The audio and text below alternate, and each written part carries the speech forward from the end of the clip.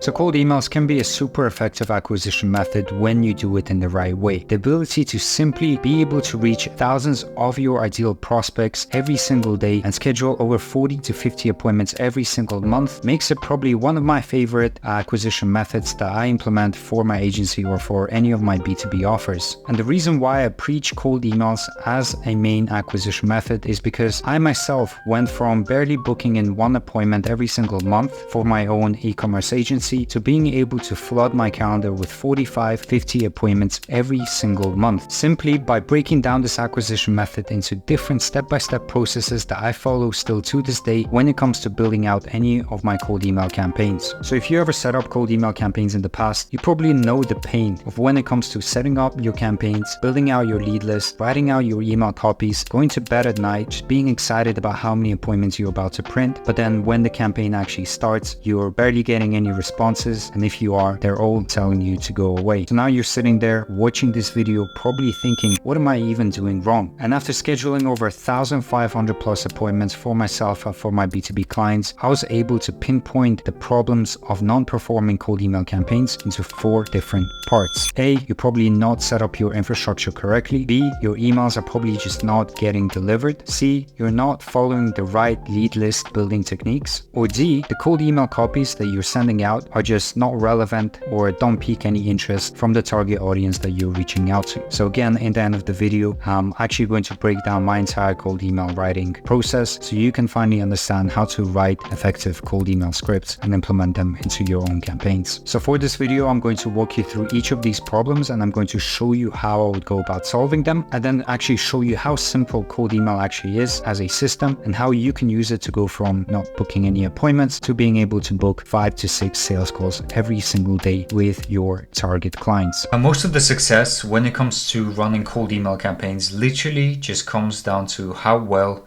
you can fix your bottlenecks and how quick you can fix your bottlenecks, right? Because anyone out there can go ahead and start up an email campaign. It's literally not that hard these days, but the people who do well with cold emails are the people who can identify bottlenecks and fix them in a really quick period of time. So if you want to start scheduling appointments with cold emails, then you need to be able to fix your bottlenecks, right? And I've been sending cold emails for a couple of years now, and I've seen it all. I've been through every deliverability crisis out there. I've been through every major change out there. I remember the times when I would set up my own Google Workspace accounts. I remember using Lemlist, right? So I've been there throughout this whole time, and I kind of saw the industry evolve from there, right? So what I want to show you today is 4 different bottlenecks that you're probably experiencing right now with your cold emails that essentially means that you're not booking any appointments or even getting any responses, right? So a bottleneck is essentially something that is hindering your progress towards your KPI, right? Your KPI is maybe how many appointments you want to schedule, how many responses you want to get, how many deals you want to close on a monthly basis, right? These are your KPIs. And the bottleneck is something that stands in between you right now, your current situation, and where you want to be at, right? So in order for you to get to your KPI, you essentially need to eliminate that bottleneck, right? And this is how client acquisition systems work.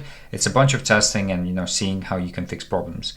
So my goal with this video is to essentially take you away from path A to being clueless about why your cold emails don't work, having an empty calendar just like this, and take you to another path, right? Give you a different journey to path B, where you're scheduling appointments every single month and your cold emails are effective and you're closing high ticket deals every single week, right? So make sure to watch all the way to the end of this video, right? Because I'm literally going to go over every single bottleneck that you probably have that is stopping you from achieving this, right? But if you're happy with seeing an empty calendar, then be my guest. You can skip this video, go watch some Iman Gaji motivational videos or Andrew Tate or whatever.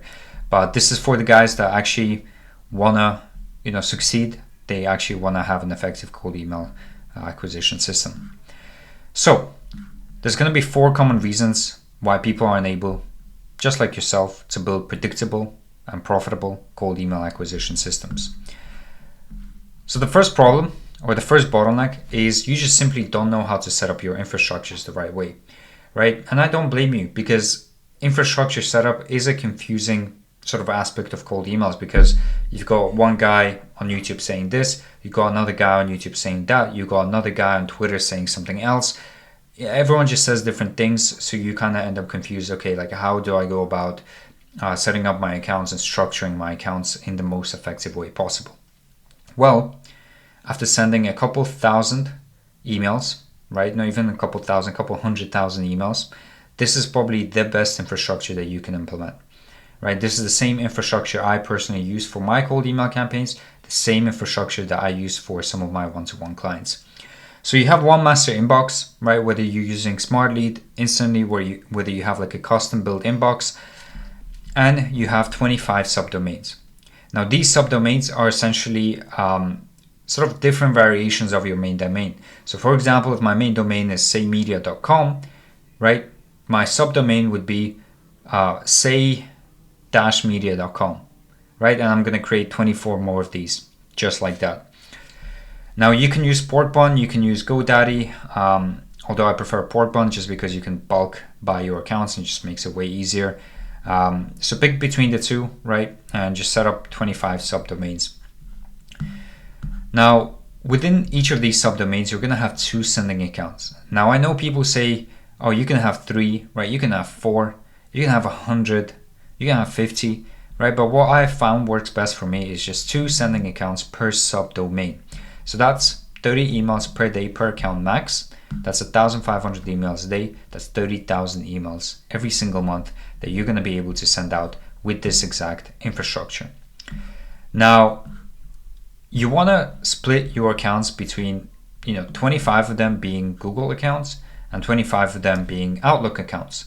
Now, the reason for this is because you don't want to rely on one sending platform, right? You don't want to rely on one ASP, because every couple of months, right, every 3 to 6 months, one of these guys decide they want to run some spam filter tests, right, or push an update that hurts cold emails, right? It's not that big of an update, but it still makes a huge difference. So every 3 to 6 months, one of these guys will do something that will basically affect anyone who sends cold emails, right?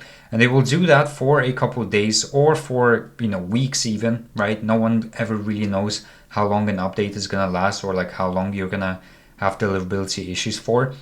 But when that happens, you don't want to have all 50 of your accounts being Google, right? Because if Google pushes an update and has like a problem, then you're just stuck, right? You can't do anything. You have to go set up Outlook accounts, and then Outlook has a problem. Now you have to go back to Google and so on. Like, it just makes it complicated. So just make sure that when you're buying your accounts or when you're setting up your accounts, you have 25 Google accounts, 25 Outlook accounts, right? So split it right down the middle. So when deliverability essentially goes down, right, when they push the updates, you have other accounts that you can rely on, right, from a different sending platform, whilst Google calms itself down and lets people cold email in peace again. So that's the first problem, right, is how do you actually set up your infrastructure, right? So let me know down in the comments if you do it in any other way. I'll be interested in seeing what you guys come up with, but this infrastructure has been working for me for almost forever now, and it never really broke or giving me bad results. So here it is if you want to take a screenshot, or you can just rewatch the video. Problem B, right?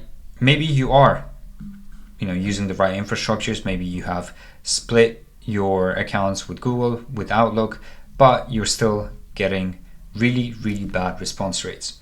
Now, the main way of measuring deliverability these days is not through open rates. No one really tracks open rates. If you do, please go pause that, because it doesn't really make sense. That's a whole another video for another day, but open rates just don't make sense these days. So make sure you are testing your deliverability with your reply rates. Now, a good indicator that you're not actually landing in the primary inboxes of your prospects is if your response rate is consistently below 2%. Right, and it's currently doing like a 1%, even less than 1%. So in order to avoid that, right, you want to warm up your emails for 7 to 12 days. And this is essentially done to build up your sending reputation. what ascending reputation is basically, imagine you create an account and Google Outlook see the new player in town, right? And now they're like, let's say this is your account, you create it, Google Outlook have your eyes on you. They're like, okay, who's this guy, right? Is he a cold emailer? Is he a normal user, right? So they essentially watch you, right? They watch your activity for, 2 weeks or a week. Now, during this time, you want to act like a normal person, but it's very hard to do that manually, right? You don't want to log into all 50 accounts and send emails from there. So what warming up your emails does is basically pretends you are human, right? By sending emails back and forth with different users and replying to each other and having conversations, which basically tells Google and Outlook, okay, like, yeah, that might be a real person. We'll leave them alone, right? We're not going to mark them as spam. Now, a lot of people think, like, if you know what warm-ups are, which is probably you do, right? If you follow this channel, but within Instantly and Smartly, you can basically have different warm-up settings. Now, people might think that having, 60-70% reply rate, sending 50-60 warm-up emails every single day is the best thing, because you're sending more emails and that way you're getting more responses, and that way you have a higher chance of Google and Outlook sort of lowering the guard for you.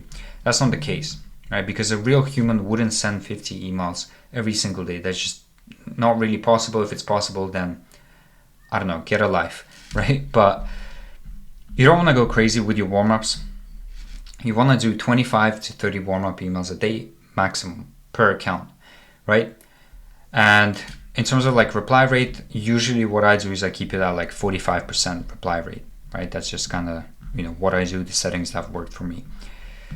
The reputation score, right, on your email accounts should be 98%, right? If it's below that, that's a good indication that your account probably burnt its reputation and it's been marked as spam. But sometimes your warm-up pool may be messed up, right? So what do I mean by this in general? You see, when you go into, like, let's say Instantly or Smartly, and you turn on warm-ups for your accounts. Now that account is gonna go into a dedicated warm-up pool with other Smartly or Instantly users, right? People that have their own accounts.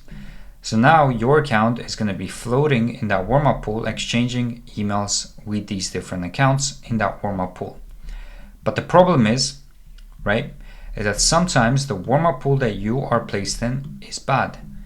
Why is it bad? Because the other accounts in that warm-up pool, maybe they have already went into spam, maybe they have bad reputation, right? Maybe they were flagged by Google or Outlook, but now your account, your new account that is on the watch list by these two guys, essentially is exchanging emails with bad accounts, right? And what that does do is essentially, increases the likely chance that you might also go into spam because you're exchanging in emails with accounts that are bad.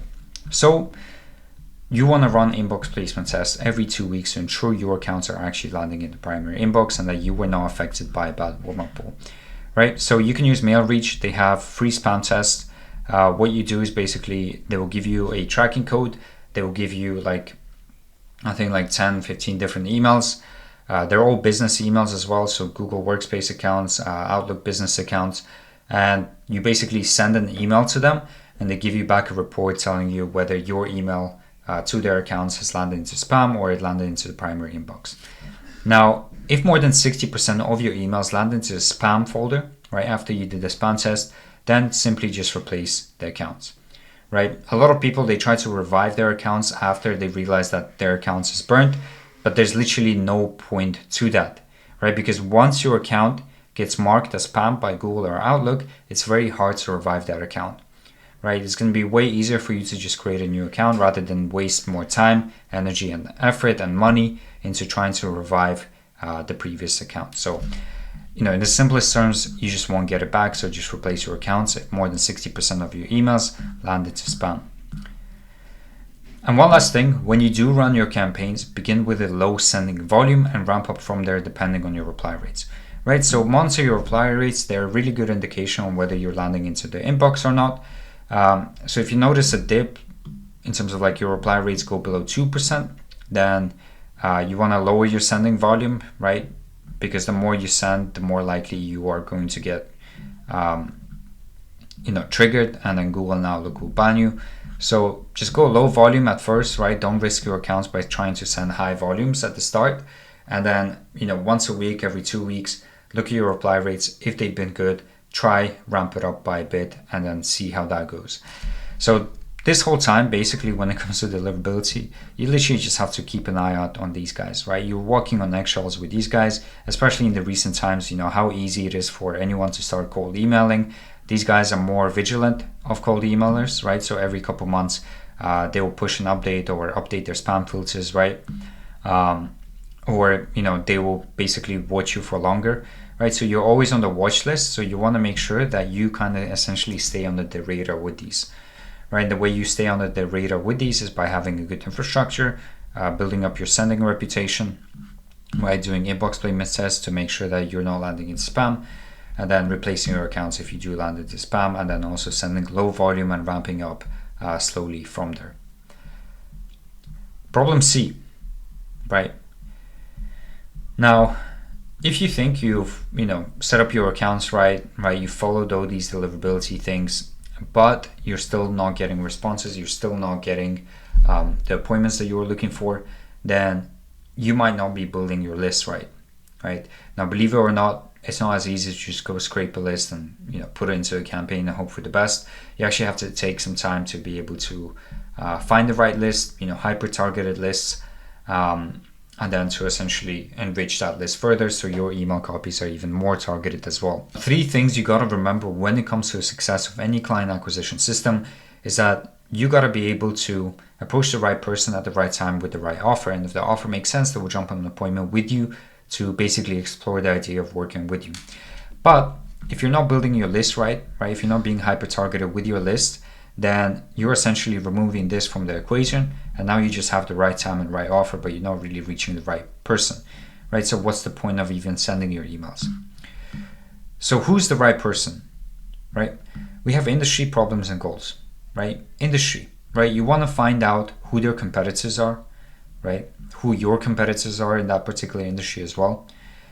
Industry keywords, right, that people use within a certain industry. Like, I know home remodeling has different ways of saying things that just makes sense for people that are within that industry, but doesn't really make sense for people outside of the industry, right? So you want to make sure that you understand how people, right, how that person that you're looking to target basically speaks and thinks, right? Because different people will have different keywords and different ways of thinking, right? So you want to be able to understand that. Other solutions that they tried, right? Have they tried running Facebook ads, Google ads, cold calling, anything that they've tried to achieve their outcome? You got to know, right? Because then that will basically tell you whether you should approach it from an angle that you're providing a different service compared to everything that they've tried before. Problems, right? Problems with their current systems, what they're currently doing, right? What they don't want to do, right? Some people don't want to run Facebook ads, some people don't want to cold call, right? So you got to know what people don't want to do. Pains with problems, right? What pains they have, right? Maybe they burned their money and they're still recovering from that with ineffective Facebook ads from a previous agency. What pains they have, right? Maybe they don't have time, maybe they're under a lot of stress, maybe they have a lot of client work, a lot of fulfillment work, maybe they have a lot of sales calls, right? What pains do they have and from what problems, right? Goals, right? What's the revenue goal? What's the specific metric goal? What are their other non-financial goals? So what I mean by this is like revenue, obviously, how much they want to make with their business. Specific metrics, if it's an e-com brand, maybe they want to increase their conversion rate from 1% to 2%. Maybe they want to decrease their abandoned cart rate by 20%, right? Specific metrics like that, and other non-financial goals, right? So you got to be able to understand these 3 things, right, in order to build up your client profile. Now, when you build up your client profile, you then essentially go into building up the actual list, right? So you want to find databases that you think has your industry and your client profile, and then basically scrape that, right? You can use instant data scraper, you can use different web scrapers to basically scrape the domains. You then can find employees on Apollo.io, you put them through Million Verifier, and you only download and send to good emails, right? Because you don't want to risk your accounts that you've set up here by sending to risky or catch-all emails. But right, if you think that you are building your list right and that you followed everything here and you think your list is literally perfect, then we move on to the next bottleneck, which is the most common one, and it's simply that your email copy just sucks, right? No one wants to read it, no one resonates with it, your offer just doesn't make sense, and people just don't reply to it. So this is an example that I wrote up of a bad email copy, and believe me or not, I've seen worse emails in my spam inbox, right? But this is what I could come up with. Hey John, love what you guys do at Home Remodeling 101. Your kitchen projects is so cool. My name is Babe Arce and I run a digital marketing agency where we help home remodeling businesses grow by letting them, getting them qualified Facebook leads and appointments. And we've worked with hundreds of companies like yours in the United. You get the point, right? No one's gonna read that. Now, these are the common mistakes that people do when it comes to writing out their email copy. They write about their company, right? So we, this is what we did, this is our company is amazing, blah, blah, blah, right? They put in some fake personal line thinking the prospect will fall in love with them, right? So love what you guys do. So you went to the same high school, right? That's a common one that I see a lot. You're putting more than 100 words in an email, right? So just like this. Again, people don't want to read long emails. Again, we are so amazing, right? The email is about the prospect and what you can do for them. There's no point in talking about, how amazing you guys are, right? Because what's the point? And then, just in general, a long email with no clear structure, and you just don't really understand, what the email is trying to achieve. I know they're trying to get me on a 15 demo call, but why would I even want to jump on a 15-minute demo call with them? 3 golden rules to email copywriting. Keep it short, keep it direct, has to be a yes or no answer from the prospect, right? Simple as that. Because if you think about it, let's imagine Bob. This is the person you're going for. Let's say Bob is an e-com brand. Now, let's say here's you.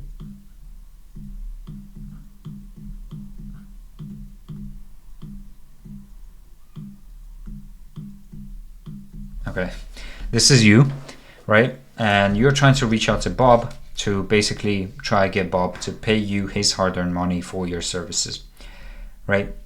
Now, when you reach out to him, this is not what happens, right? This is not what happens. It's not as streamlined as people would like to think it is, right? Because apart from you, there's thousands and thousands of different people that are basically shooting their shot at Bob, right? Everyone's shooting their shot. They want to get Bob on a 15-minute demo call, right? Now, Bob, being a busy e-com owner, right? He's not gonna sit there and spend his, precious time, especially if they're doing like 100K a month. He's not gonna spend his time replying to every single email, right? And telling you no. What Bob is gonna do is gonna create a block, right, within his mind. And then now every time he gets an email that looks similar or the same to every other email that he got in the past, subconsciously that is gonna trigger a response in terms of putting you into spam or deleting your email or reporting your account, right? Because Bob is tired of getting 10 emails a day, right? Because he's in a database of some sort and everyone got his email. He's tired of just receiving emails and he can't replace his email, so he kind of has to deal with you guys. But Bob basically, he may read some of them every now and then, but apart from that, he will try to block any email that sounds the same. Now, when you approach Bob with this long email, A, you're probably doing the same thing as everyone else. B, Bob doesn't have time already. Bob doesn't want to read your email, and now you're sending him a long email like this, and you expect Bob to actually read that email. That doesn't work, right? And now basically you kind of just fall into a pool of every other agency out there. So the way you want to write your emails is to basically make Bob understand why they should jump on a call with you, right? What's in it for them in literally the first 10 seconds of reading your email, and then make a decision on whether your copy is enticing enough for them to reply to you, right? Because that's essentially the decision they're making is, do I put this guy into spam or do I reply to him? The offer is good enough for me to reply to, right? So how do you actually write a good email copy, right? Let me just kind of put it side by side. So if we were trying to reach Bob and we're following the 3 rules of email copywriting. Hey Bob,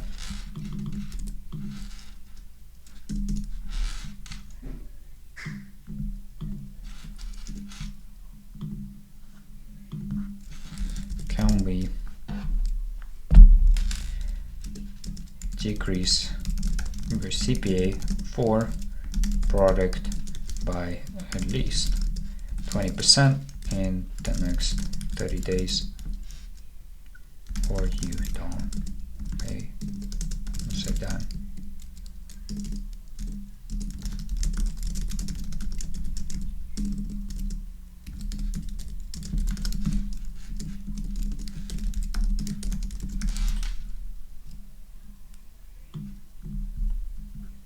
I don't know if you can see it. There we go. That's it. Now, if I've done my research, which you should have done here, and I can tell that an interesting angle that I can approach Bob from is, decreasing his CPA, right, for his product, and I can scrape his website and find a product like a bestseller that Bob cares about. And I mentioned that product, and I say I'll decrease, the CPA for that product by 20% in 30 days, or you don't pay me a dime. Would this be worth a 10-minute chat? Compare this email to this email, right? Which one would Bob reply to? This one, because it's straight to the point. I'm telling Bob what I can do for him. It's relevant to him because I'm mentioning his bestseller product, and I'm giving him a simple yes or no question, right? Would this be worth a 10-minute chat? And that's it, right? And now what this email is going to do is basically go through that wall and go into Bob's mind, right? Hopefully. So just to wrap it up, what I want you, or how I want you guys to think about cold email is in this sort of pyramid, right? Not nutritional advice, but this is what I like to call the cold email health pyramid. Now, if you're getting a 3% reply rate, that means your email copy or your offer or your messaging just doesn't resonate, right? So this is the things you should be working on. These are the bottlenecks you should be solving. If you're getting a 2% reply rate or a bit lower, maybe you're not targeting the right people, right? Maybe your lead list sucks, right? Maybe you're just not targeting the right people, right? Or maybe it's seasonality and people are out of office, they're on vacation somewhere, right? But usually, you should look into leads that you're reaching out to if you're getting anywhere, from, with a 2% reply rate. 1% reply rate, that's a clear deliverability issue, right? So check your warm-up settings, right? Test different warm-up settings. Do some inbox placement tests to see whether your inbox land into the primary inbox or the spam. And then make sure, Google or Outlook is not having any of their updates, or they're not pushing any updates, right? But yeah, usually 1% is a deliverability issue, 2% could be a targeting issue, 3% is just your offer or email copy just doesn't make sense. So yeah, follow this pyramid, take a screenshot of it, right, if you want to save it as your wallpaper or something. But yeah, this has literally been, all the bottlenecks that you can potentially have within your cold emails. And I hope you guys can take my advice. I hope you guys can go back. If your cold emails are not performing, you guys can actually implement this, what I talked about in today's video, and actually see a difference within your cold email campaigns, and go from, if you watched all the way to the end of the video, which I'm happy that you did, you can go from an empty calendar like this to something like this, right? 297 appointments in 90 days. So one last thing, if you guys want to get my personal blueprint of how I was able to scale my personal agency, then it's a free training available in my free community, which I'm gonna put as a pinned comment below this video. It's gonna be a link make sure to join up. Make sure to join the other 491 agency owners and B2B founders on here, right? There's going to be free training here in the classroom that you can go through, right, and enjoy. So make sure, if you want to get access, click the link in the pinned comment down below this video. Apart from that, if you enjoyed this, right, if you've gotten value out of it, make sure to leave a like. If you have any further questions, if you want to tell me a little bit about your infrastructure so I can give you some feedback, make sure to comment down below. But yeah, again, if you enjoyed the video, leave a subscribe. I'm gonna appreciate it. But yeah, I'll see you guys on the next video.